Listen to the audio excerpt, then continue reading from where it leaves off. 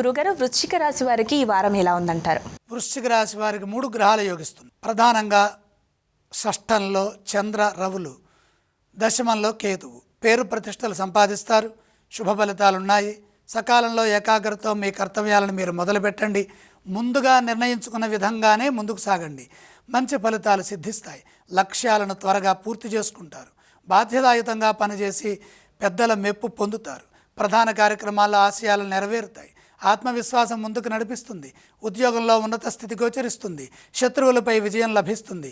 అంచెలంచెలుగా అభివృద్ధిని సాధించడానికి కాలం ఎంతగానో సహకరిస్తుంది. ప్రయత్న బలం ఎంత ఉన్నతంగా ఉంటే ఫలితం అంత గొప్పగా ఉంటుందని గమనించండి. సమయస్ఫూర్తిని ప్రదర్శిస్తూ ముందుకు సాగితే వ్యాపారంలో కూడా మేలు జరుగుతుంది. వ్యాపారంలో ఎదురయ్యే ఆటంకాలను బుద్ధి బలంతో అధిగమించండి. వివాదాలకు దూరంగా ఉండాలి. శాంతంగా మాట్లాడాలి. ఆర్థిక ఇబ్బందులు రాకుండా జాగ్రత్తలు తీసుకోవాలి.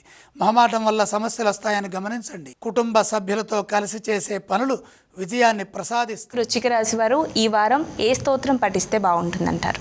వృశ్చిక రాశి వారు నవగ్రహ ధ్యానం చదువుకోవటం మంచిది. ఈ రాశి వారు ఏ ఆలయాన్ని సందర్శించాలంటారు? నవగ్రహ ధ్యాన శ్లోకాలతో పాటు నవగ్రహాలని దర్శించాలి. అలాగే ఈ రాశి వారు ఏవేవి దానం చేస్తే బాగుంటుందంటారు? నవధాన్యం నవగ్రహాల దగ్గర పెట్టి నమస్కారం చేయండి.